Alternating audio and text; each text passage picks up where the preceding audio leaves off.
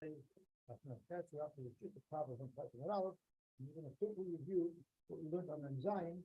We actually started on Zion on Olam yesterday in the middle of the daf, and we learned that if someone sells his steel to a goy, it's still mechuyev in Bikur, and the Mishnah said that they Tikkun oil. So we got to do a machlokes between Rabbi and Rabbi Lozer. If yesh kinyan yo'ovet tifhalim be'eretz Yisrael la'afiyah midei. Rabbi said a goy cannot, and therefore even something that grows in the field of a goy is still mechuyev. What the critical point in time to determine whether or not something is recognizes or not is the time of Gemar Malach, Tikkun. The redaction, the gunka, meaning the gunka. Your Gemar Malach, your Miruach, your winnowing, that is not Tikkun over Tikkun. Rabbi Lazar, on the other hand, said, Yesh kinyan over Tikkun, and there the critical point is at what point the Tzua crosses the threshold of 1/3 of growth.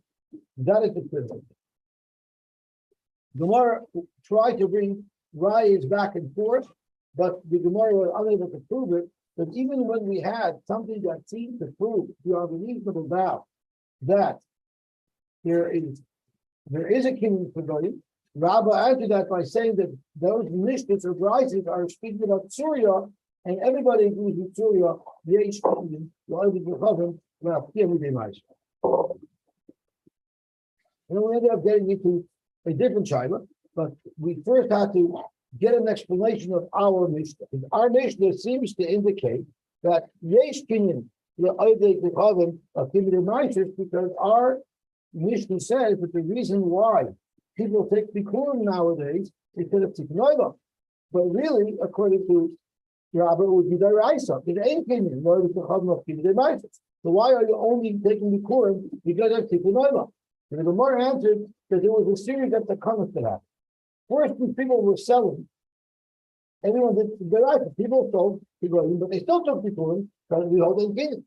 But then people thought there's nothing wrong with selling because you see it's business as usual. It's good. So therefore, they made a takana that people should stop taking Tikkun. To be mevatel or mitzvahs or say. Why? Because we wanted people to realize that it's not good to sell. You know, a lot of sell land to go in there to sell. But that unfortunately stopped working. People were selling it. People were selling it anyway, and therefore they figured, let's take our takana away. Let's make a takana and take our last takana away. So therefore, Tikkun Olam, they said we should resume with the deraisa and start and continue to take bikurim, even though it was sold to a guy. Then we had a shaila which we're in the middle of hamoicher sadeu leperos. Do you say kinyan peresh kinyan guf, and therefore you could say al adam asher nasatali, as Rabbi Yosy holds, or do you say like Rish Lakish that if you only own the sada for peres but not for the guf sada, then you can't say asher nasatali, and therefore maybe the einay kayer. That was the machlokes that we had. The Gemara brought some rayas back and forth, and we were up to, I believe, the bottom of the Gemara.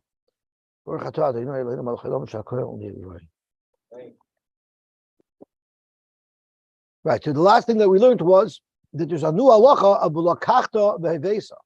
The bikurim have to be in one single state from when it's sent to be brought up to the Beis Hamikdash until they're brought.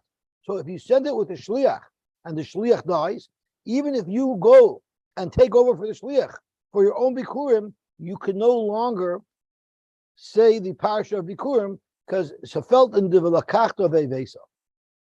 And therefore, the discussion was how is someone's kinyan on the parish that he gets from his wife's nichse melug, how is that perceived? Because technically it's only a kinyan of parish because she owns the gufa karka. Nevertheless, the question was, so the shaila was, this machlokes between Rech and Rish Lakish, would it apply here as well? The Gemara answered before, it surely wouldn't apply here because it says Ulavaisecha. There's a special pasuk that says that a husband for his wife's bikurim will be kairei. The question is, Rabbi Yochanan knows that teaches everywhere that kinyan pairs kinyan guf, and therefore maybe the kairei. The Shloka said no, really everywhere it's kinyan pairs lav kinyan guf. There's a special pasuk by bikurim only that a person could be kairei on the bikurim of his wife. That led into a Gemara's question of a case where someone was taking his wife's bikurim v'shama shemesa ishtoi, maybe bikairei. So the Gemara thought that you have arrived from here that only if his wife died and he owns the karka can he be kairei, but if she's alive, he wouldn't be maybe the kairei, which would be a catch on Rabbi Yochanan. Rabbi Yochanan answered, no, avada even. Wait, never mind Rabbi Yochanan. Rabbi Yochanan and Shlokish both all. It says ulubaisecha. So avada, even if his wife is alive, he can be kairei. The question is, since his wife died in the middle and now he became the full owner of the karka, maybe that would impact the vilakakta vevesa. It wasn't anymore in the same state. The bikurim wasn't in the same state. When he started bringing it, he only had a kinyan parish in it. And then when he actually brought it, his wife had passed on by then, and he already had a kinyan aguf. Kamash law that's not a concern. And now we're up to the very last line. This machloikis that we have, if someone bought only a kinyan parish in someone else's property, where Rabbi Yochanan holds kinyan aguf, you're maybe the kairei, and your Shlokish holds maybe the ain't kairei. The itmar, we had another machloikis between Rabbi Yochanan and Rish Lakish. Hamoicher sadeyu bizman sheyovel noy. What happens if someone sells a field, and this was during the period of time where Yovel was noyig, and therefore Rashi says that when the time when Yovel was noyig, every sale was actually only a temporary sale. It was only what we would call a kinyan peiros. So the halacha is Rabbi Yochanan maybe the kairei because he holds kinyan peiros kinyan aguf. Rish Lakish maybe vein kairei because he holds kinyan peiros lav kinyan aguf. So it seems to be that it's the same machlokes. Rabbi Yochanan maybe the kairei kinyan peiros kinyan aguf dami. Rish Lakish maybe vein kairei because kinyan peiros lav kinyan aguf dami. Correct the Gemara. Why do we need Rabbi Yochanan and Rish Lakish to argue both in the case where Yovel is not noyig if someone sold the karka for pairs, as well as in the case where Yovel is noyig? Isn't it exactly the same machlokes, kinyan peiros and kinyan aguf? And we'd be able to figure it out. If they would only argue in one of the two places, we would figure out that they both retain their shittas in the other case. So, why was it necessary for them to express their machlokes in two different places? Zok to Gemara, the itmar b'ahi, if they only argued in our case, the case of our Gemara, where someone sold the land for the pairs only, maybe only there does Rish Lakish can say that this is a kinyan pairs, it's not a kinyan guf. You can't say al hadoma shenasatali. The chikanachis la'ira adai to the pair kanachis. When you're going to the land, you have no intention of being kinyan the land itself. You're only going with the expectation that you're going to get the pairs, as Rashi says on the second line. You don't have a havamina that you're kinyan the land. You know you're there clearly for pairs. But when you're buying a karka permanently, but it goes back by Yovel, that the gufei kanachis, he's going adas to kinyan the gufa karka. Does anybody understand this line that I just read? It's totally in what the kinyan is. Who cares what he's going for? Because I think I get the gufa karka. That's why I should be able to the satali. It's the same kinyan pairs. So this is what I think the Chassam Sofer asks. On my way over here, that's why I had the earbuds in. As I came in this morning, I was in the middle of listening to the Chassam Sofer's teretz on this kasha. Oh, that's what's important. So what's get adaita what his das is? Oh, so Dr. Chassam Sofer, either the Chassam Sofer, the Chassam Sofer says very beautifully. There's the Rambam says that if you buy something for a kinyan pairs only, you don't have a right to renovate the property. You don't have a right to build on it. You don't have a right to change it if you buy a kinyan pairs. But if you buy a soda permanently, such as a field that's going to go back by Yovel, you bought it fully, there you are allowed to work on the actual karka. Like we discussed a blood ago, I own it when we were discussing if yesh kinyan le'eved, yesh kinyan le'eved, The Gemara says, how about to build boiros sichon amoros, right? You let to modify the karka. You are allowed to modify the karka when you buy a property permanently, even though you know it's going to go back by yovel. So it's not some a die to do gufei kanochas. La locha, he can do more to it. He could do more. So maybe that wouldn't have the status of a kinyan parish. Maybe that's a shtickle kinyan haguf also, because he's allowed to modify the land itself. Maybe the status of such a sale, 100% sale, but where it goes back by yovel, maybe there Rish Lakish should hold that it is good enough of a kinyan haguf that you'd be able to say Ashon Satali. V'itmar Baha, and if they only argued in the case of yovel, then I might have said, "How come Rabbi Yochanan?" By yovel, where it's mamish kinyan haguf, because you can actually modify the field itself. There, Rabbi Yochanan said that it's kinyan haguf, and you could say Ashon Satali. But just a case nowadays where someone said, "I'm only buying the pairs for 10 years," maybe Rabbi Yochanan would be moidi leila Rish Lakish tzricha. That's why they expressed a machlokes in both these cases, because in each case there are differences. Hashema, hakoyne ilam, vikarkoi. What if you go to somebody and you buy a tree that he has, and you buy the land underneath it? Now that's also a kinyan peiros. Hakoyne ilan vikarkoi. The loch is maybe vikayrei.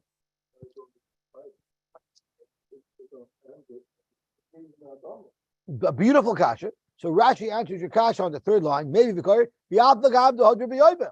It's only a kinyan peiros because you're going back by yovel. So isn't this a raya? Isn't this a raya against Rish Lakish?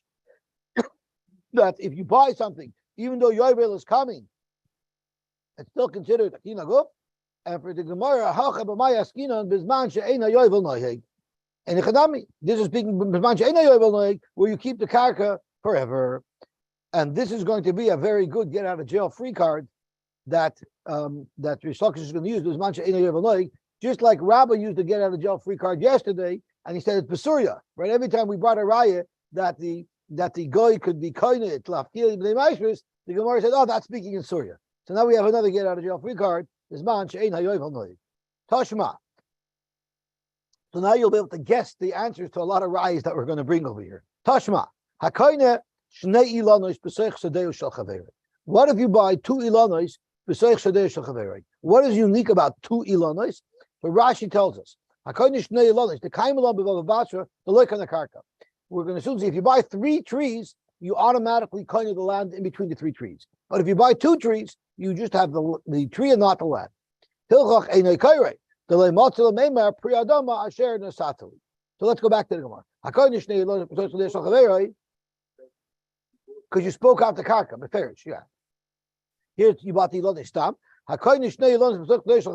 Maybe the Einoi Kaira. Ha Shloisha, maybe the Kaira. As the Rashi says, Ha Shloisha the Kaimal on the Kana Karka Tachtein, Ubenein, Kamele Ira Vasalai, maybe the Kaira. The Afagab the Hodra Yovel. So once again, you have a raya that even though it all goes back by Yovel, you could still consider it Oisoi, which is a raya against Rish Lakish, a raya to Rabbi Yochanan. We use the same story, Bisman She'eino Yovel Noeg. The hash to Dam Rab Chisda.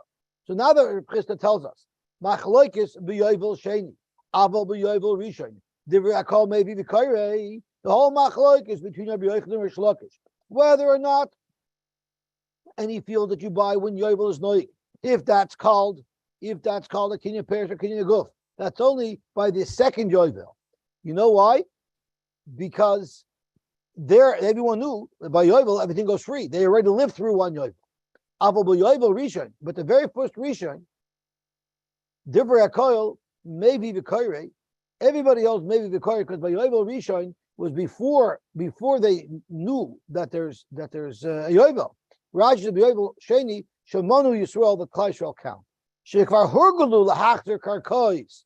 Vahik Amar Rish Lakish maybe Ve'Nei Koirei. That's where Rish Lakish says that every kinyan is only a kinyan peiros, not a kinyan haguf.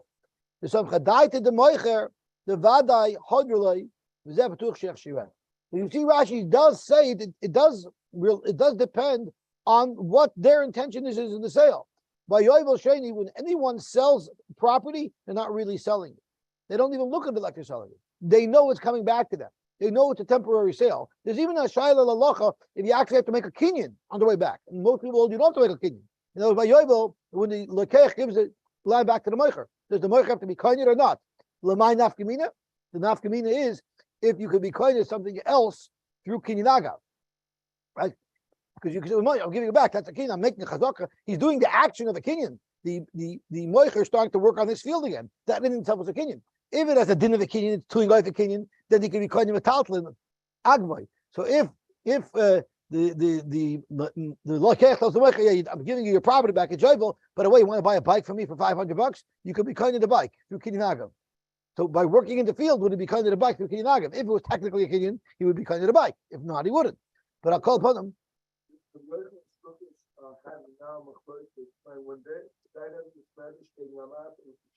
Oh, so the Gemara asked that question often.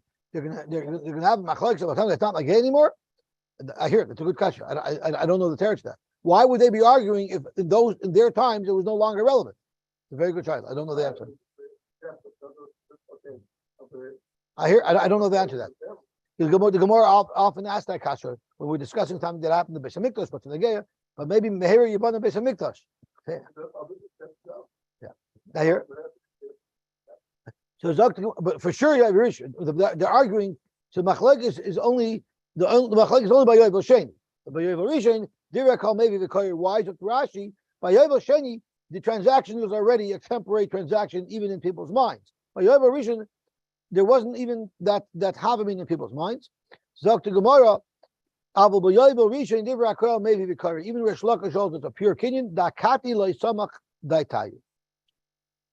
So once you have that nafkamina, well then I don't need the teretz anymore. I don't need to get out of jail free of hacha bisman she'eino yovel noyeg. I could use a different get out of jail free card. I could say lakasha habayov rishon habayov sheni. All of the brises where you have a raya from that there is a kinyan aguf that's maybe b'kar like the two kashas we asked. You could say those are speaking by yovel rishon. We even Rish Lakish and I hear. Well, either way, at the time that Rabbi Yochanan and Shlokish was arguing, but eventually it's going to come back to that. Yovel Rishon will never come back to that anymore. Too late, right?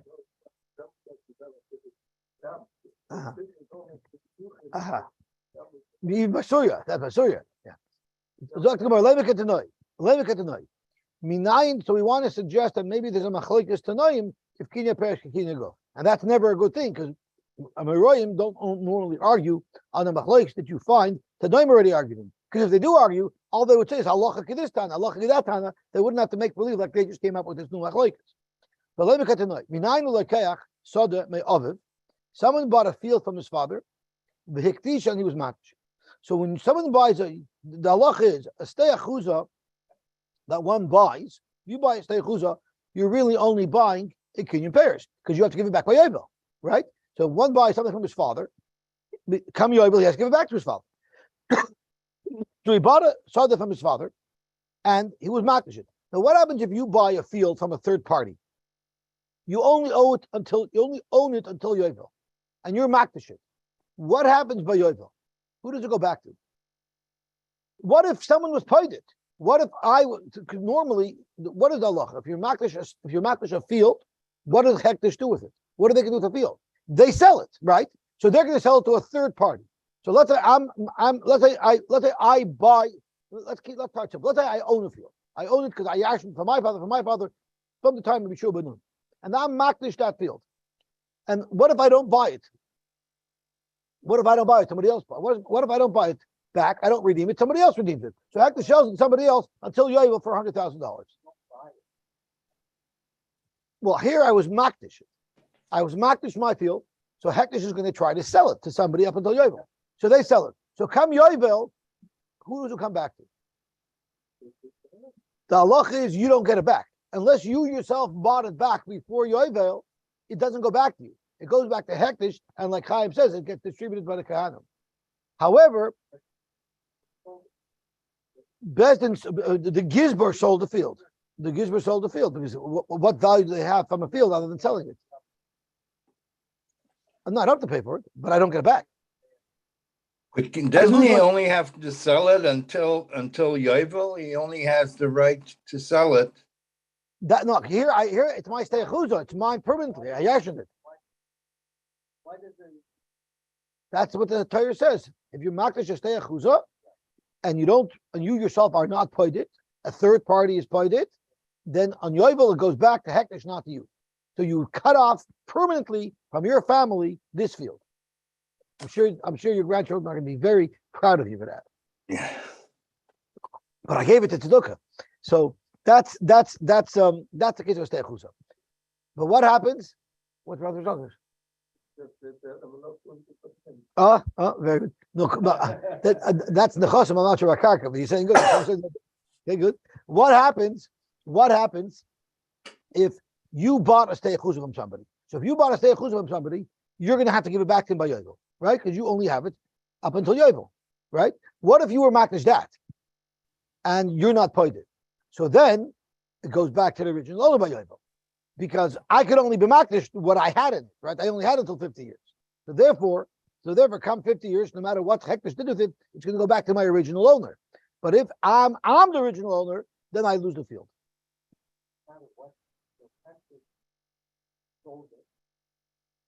Then hekdesh gets it back by Yovel, and you don't get it back. But if it's the one that you purchased, what if I own a stei chuza and I sell it to a third party? Did I get it back by Yovel?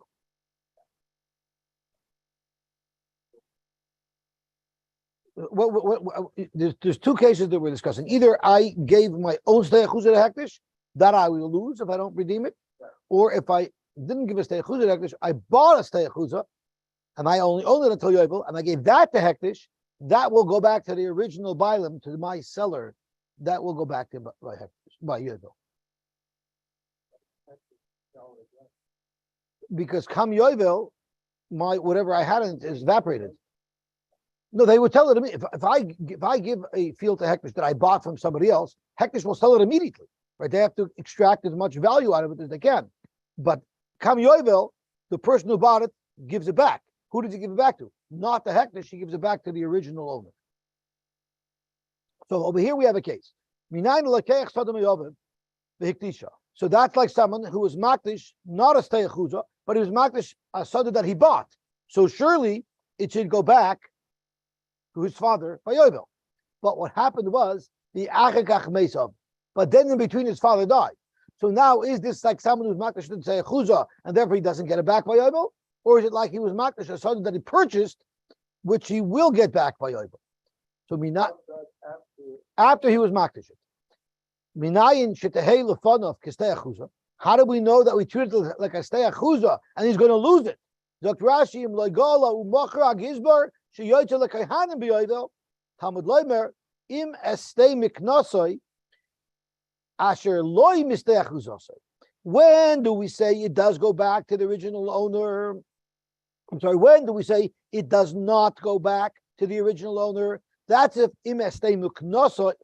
I apologize. I got confused. When do we say that it does go back to the original owner? Zok Pasuk, you know when it does go back to the original owner?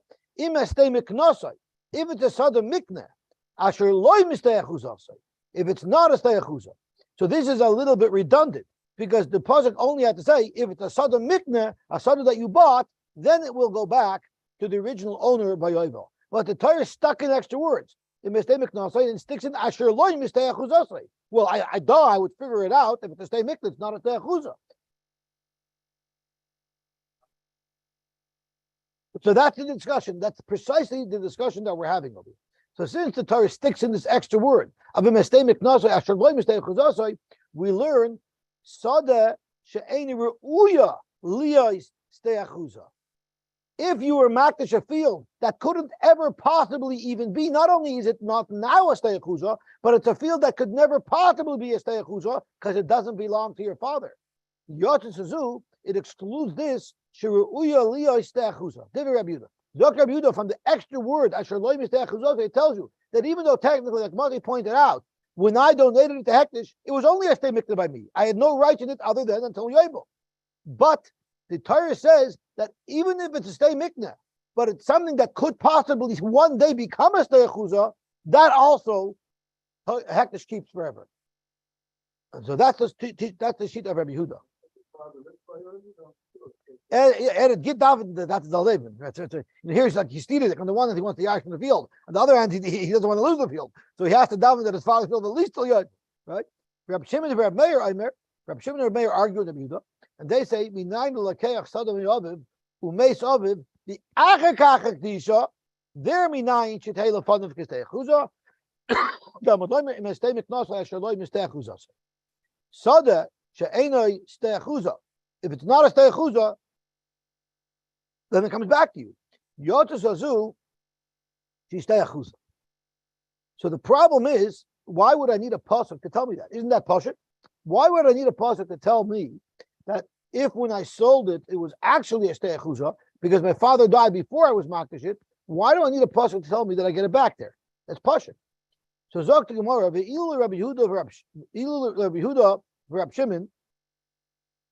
According to Rabbi Yehuda and Rabbi Shimon, so I didn't read it. It's Rabbi Yehuda Rabbi Shimon, and Rabbi Meir Aimer. So Rabbi Meir is the dissenting opinion. According to Rabbi Yehuda and Rabbi Shimon, mace of it, the achagach ekdisha, if his father died and then he was makdish, that's for sure strei chuzah, loy tzricha kra. You don't need a pasuk for that. Why would I need a pasuk to tell me that if I already yarchened it and I then gave it to ekdish, there it's pashut that I won't get it back by yovel? Why don't I don't need a pasuk for that. So why would I need a pasuk? Reb Meir holds you actually need a pasuk. You need a pasuk to tell you that even if I was makdish it after my father died, I still need a pasuk to say that I lose it. Why? My lab b'hakim. It must be that this is the machlokes between Reb Meir against Rabbi Yehuda and Rabbi Shimon. Reb Meir savar kinyan peiros kinyan aguf tami.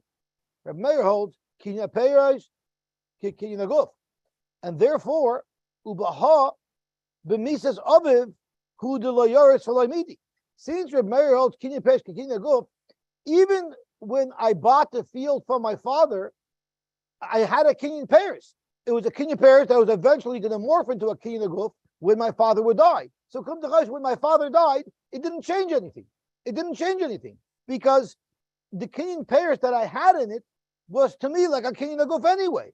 So therefore, there is really no status change at all. The Meir Tover kinyan peiros kinyan aguf tami ubaha b'misas aviv hu de lo yorish lo midi. The fact that his father died didn't change anything at all.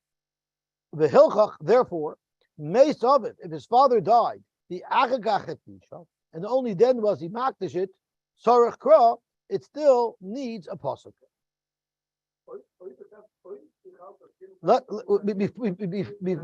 Before you jump, let's see Rashi inside, which makes it a little bit clearly. Okay, Zok to Gemara.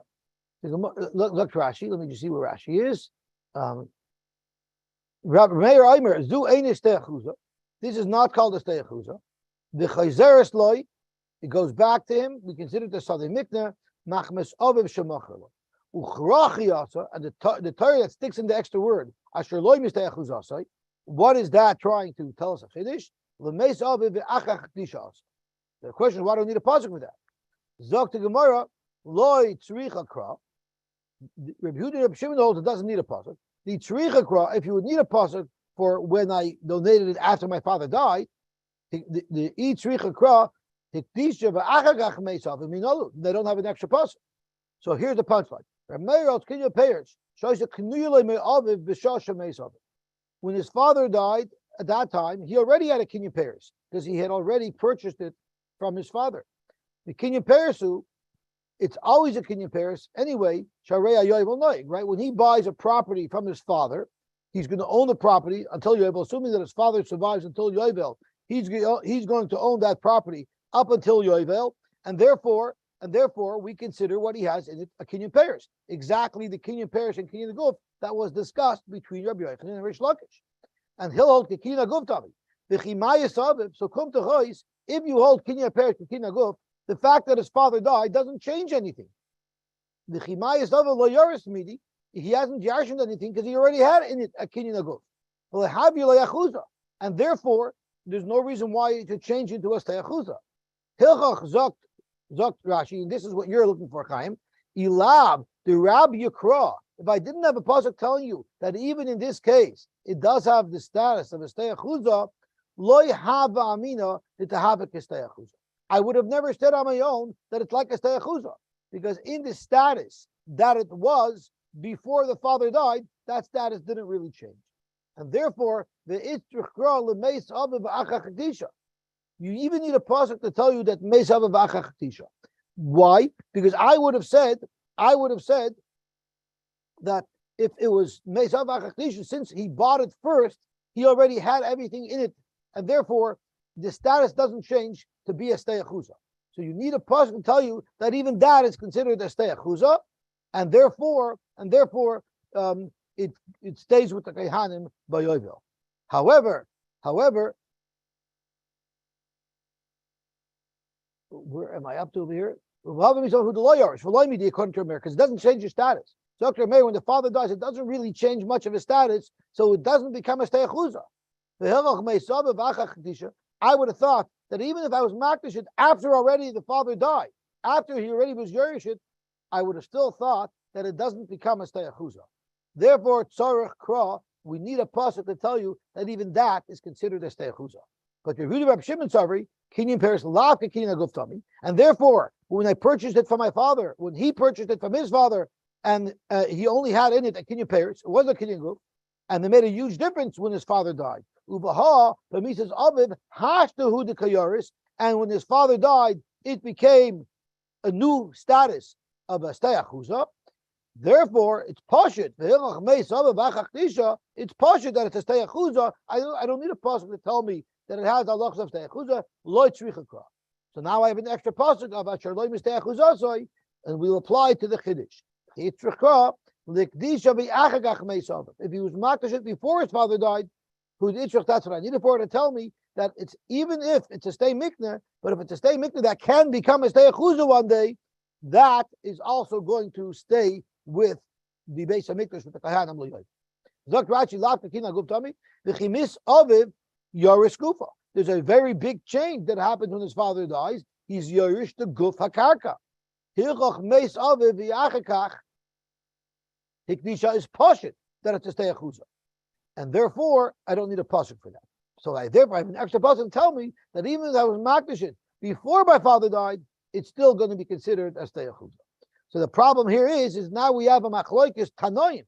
On the one side, you have Rabbi Yehuda and Rabbi Shimon who held kinyan peres laf kinyan guf, and on the other side, you have Rabbi Meir who held kinyan peres to kinyan guf.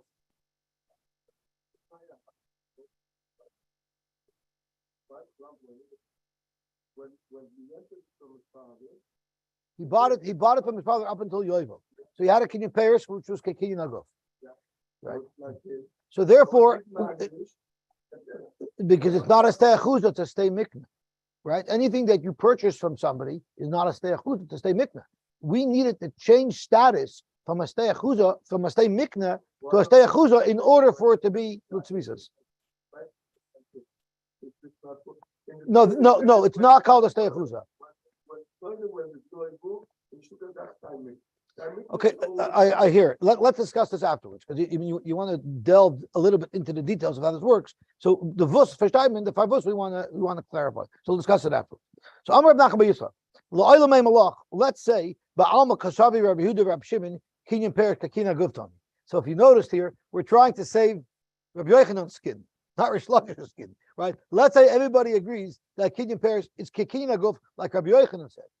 So if you hold the kakina guf, so according to Yehuda and Rabbi Shimon, we have a problem, because even if it was first meisavim the akach, it should still be a stay mikna and not a stay achuzah. So we need a pasuk for that. So if we have the pasuk for that, what are we going to use to tell you the bigger chiddush of hikdish ve'achach meisavim? They found another pasuk to learn the two chidushim, as Rashi says,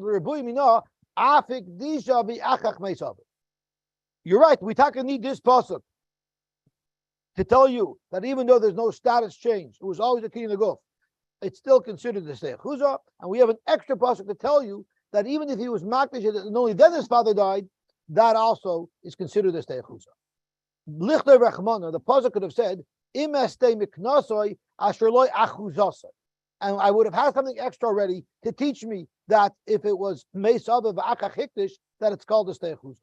My misidei achuzasai, that another extra word, that teaches us another extra halacha, that the only time you get it back by yovel if it's a sada sheina ruya liyais stei achuza. If it's a field that was not your father's, it could never have been a stei achuza. You bought it from a third party. Yotzazazu sheruya liyais stei achuza. Such a property will stay by hektish forever. Yeah, I don't see anybody discussing this. What if his father didn't die? What if his father didn't die? Do you say there as well that it stays forever by the kahana? Or maybe the child is only if the father actually died at them. But what if the father never died at them? It's also a father that's royu to become a stay chuza one day. It didn't happen yet. So I don't know how that dealt with. Amr Rabbi Yosef. Ilab Amr Rabbi Yochanan. This is already a fascinating gemara. Ilab Amr Rabbi Yochanan kinyan perish kakina guftami. If it wasn't for the fact that Rabbi Yochanan said that kinyan perish kakina guftami, leimotza yadav v'raglav b'bis medrash, we would have a huge problem in dealing with a very typical situation, and they would not be able to deal with this in the bis medrash. What is the typical situation that would cause a problem? The Amr Rabasi Amr Rabbi Yochanan. Rabasi said in the name of Rabbi Yochanan, ha'achan shacholku lukuchai said. Rabasi in the name of Rabbi Yochanan said, Ein Breira. Ein Breira means that whenever two brothers are splitting up Yerusha, we don't know if what he ended up taking, if what Reuven ended up taking was destined to come to him, and if what Shimon ended up taking was destined to come to him. Maybe it's the opposite, and the fact that each one took what they took is that they bartered. If anything that I took was really your chelik, so I'll trade it off for what you took. That's my chelik. But if that's the case, umachzirin zelas abiyovel. That means every yovel we have to redo the chalukah because we view them as if they're lukuchos. If you're going to hold kinyan payers lavka kinyan guftami, well then every single person who owns property is always a lakeach. Therefore, nobody can ever bring bikurim. No one can. You can bring bikurim, but you can never be maybe. You can never be kaire because every single person can't say shonasatali because every single person is a purchaser. Unless you're an only child, and up until the days of Yeshua ben Nun, there was only an only child here. So there was never a chalukah. Alachad barchad ad Yeshua ben Nun. Who would you fight with? But unless there was never ever a chalukah of Yerusha made, everybody's always lakukas. Nobody would bring bikurim. Who has the daughters? Someone's got the daughters. So Amarava. And we know that's not the way it is. We know that's not the way it is. And if you look at the big toises over here, the problem is, I believe we paskin halacha l'maisa like Rish Lakish, is what toises asks. So if we paskin halacha like Rish Lakish l'maisa, to how is it you can bring bikurim? If you look at the top of toises, hikshir ben tam. The kaim along Rish Lakish, the lavka kina guvtami. So Toysus ends up saying that we pass like Rish Lakish is not necessarily like Rish Lakish in this halacha. There's other cases of kinyan perish kina guf that we're discussing, and that is if a son buys it from a father. I won't get into that case now because we're in a rush, but could be. In this case, mamish, we don't necessarily paskin like Rish Lakish. Okay, then so Tosh also the dafka Rabbi Yochanan isle the machzirin zelas Rabbi Yovel. I will try my roim sabri. Avagav the lekucha saying ein machzirin. So the way they answer this according to Rish Lakish, Zok Toshus is very simple. Yes, we're lekuchas, but we're not typical lekuchas. We're lekuchas because we don't know. We have no brayer. But it's not mamish that we bought it from each other. So maybe we don't have to reset it up. We don't resettle it come every Yovel. Once we split it, that's how it remains forever. Even though technically we don't know 100% sure that this was my chelik. So Zok Toysus, why do you shloim the dafka Rabbi Yochanan islay the machzir and zelos Rabbi Yovel? Rabbi Yochanan knows they actually give it back and start over again. Avol shar my roim sabri avagav the lekuchai saying even though Yorshim are considered like lekuchais, ein machzirin. Why? Because what goes back by Yovel? The mecher who the amur achmana the leheder Yerusha matana loy. Gosh, that's a shop here. Yes, there's a mitzvah by Yovel. Anything you bought goes back to the original owner. But this isn't mamash a sale. We give it a status of a sale because we don't know for sure that this is what your chelik was. But it's not mamash a mecher. Maybe that doesn't go back by Yovel, and therefore this whole kasha wouldn't be a kasha. But anyway, Amar Rabba, Kromas Nisa Masayel Rish Lakish. We have a pasuk and a brisa that proves Rish Lakish's point that Kinyan Paris Laka Kinyan Go. Kra, what is the pasuk? The pasuk says very simply, it says that when you sell something, Rashi says, so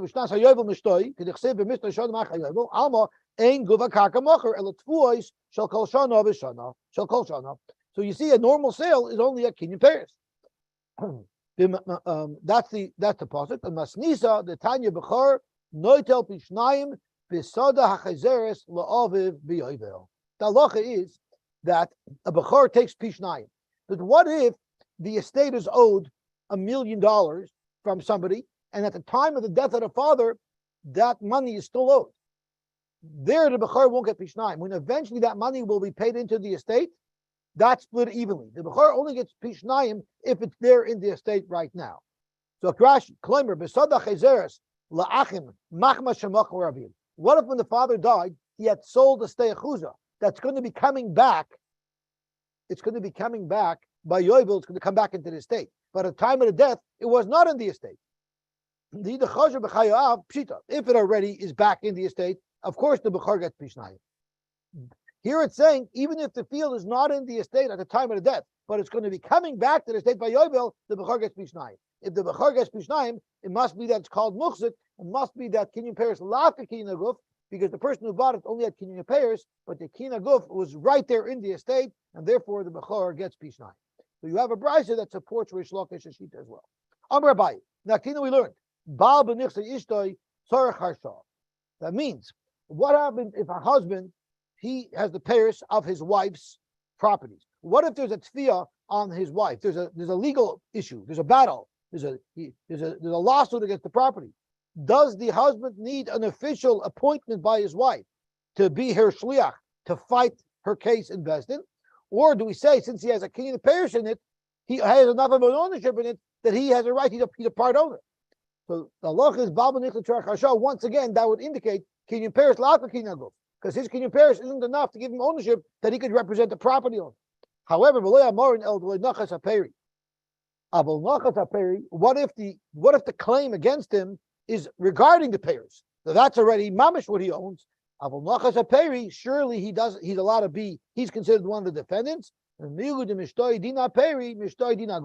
if the claim is made both on the parish of the field as well as the field itself, now he's already a baldover to this Torah, and therefore he is allowed to defend this case. And we don't say la baldover midiyat. We don't say who are you? No one appointed you to be a power of attorney. Baruch Hashem, we were zeicha to finish the fourth parak of Gittin. Hadin b'lineder, hadin l'lach hashleach, hadin l'shleach, hadin l'ch hashleach. Doctor, the more right. And the zaken. My ox goes and gores your ox and damages your ox. I have to pay you the damages. What if I don't have the money to pay? So they seize my field. Well, I have different types of fields. I have good fields, I have bad fields. Shamin lahem de'idis. You know what type of field they collect from? My best geschmacks, the fattest fields. Ubalchoiv, the beinins. But what if I owe somebody money and they're seizing my fields? They cannot sell my best fields. They could only seize my average fields. What if I got divorced? This guy's having a bad day. Say he was mazik. Say he owes money, and now he got divorced too. Now when they want for the ksubas, it's busy boors. They take the worst field. Reb Meir says, "Af ksubas isha bebeinins." Even for ksubas isha, you mon bebeinins. You don't take ziburs. The Gemara is going to explain, of course, everything. If somebody has cash, you'll never seize a field when there's cash to pay. Even if it's ziburs, you always take cash first. Yeah, I consider every telephone cash. Whenever there's a claim against an estate, the father's not here to defend, the only type of karka you can ever take is ziburs. And once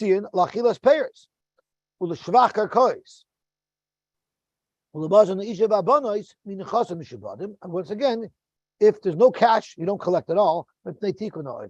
So let's break these cases out. Reuven has a field. Bob comes along with a gun and tells Reuven, take a hike, I'm stealing your field. And he steals the field.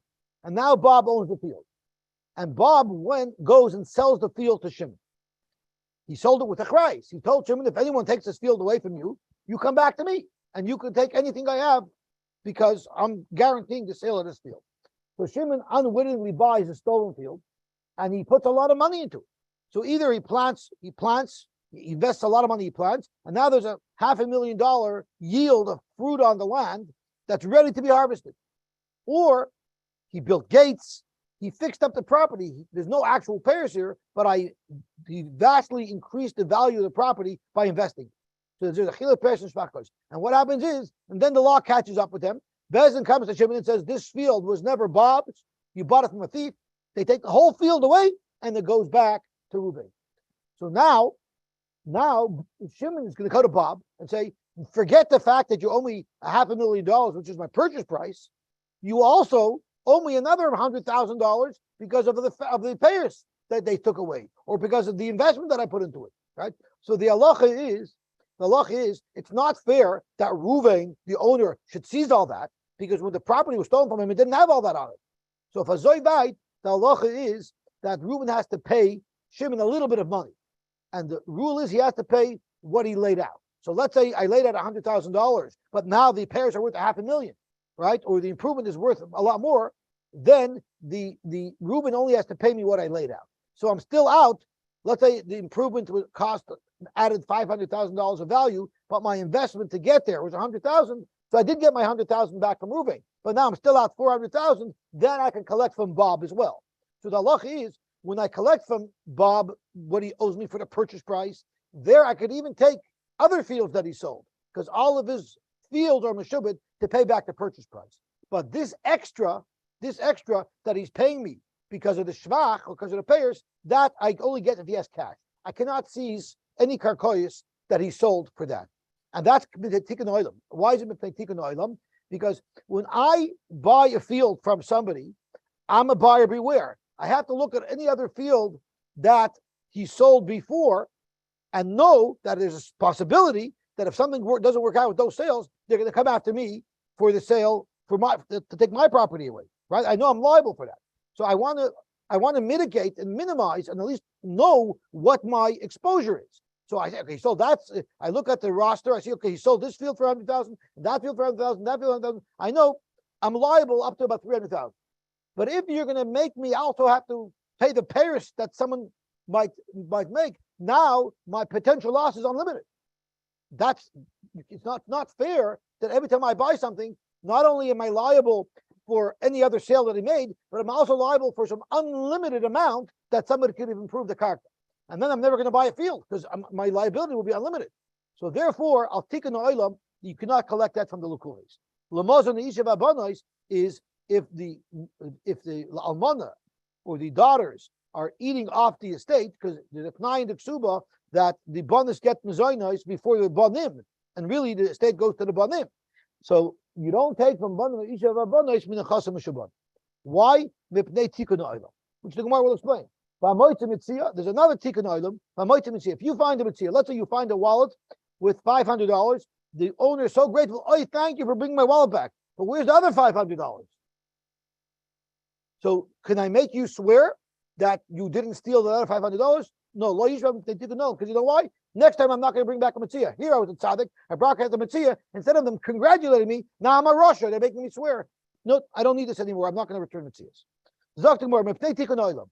Well, we're running a little late, so let me just learn a quick line. What do you mean? What do you mean? If they take an olam, you pay b'meitav. The fact that a mazik pays b'meitav is a pasuk. Tichsiv meitav sadeyu umeitav karma yishalin.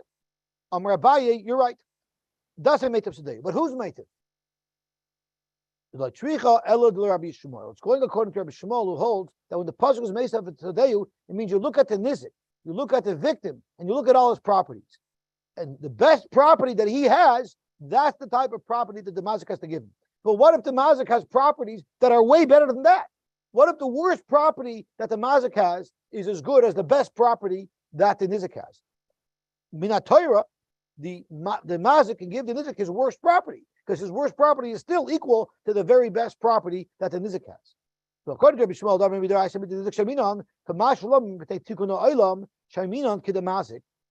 Tikkun Olam, the mazik has to find his best property, which will be way, way better than the nizik's best property, and he has to give that to the nizik.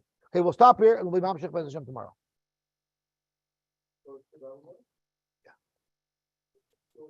But I have.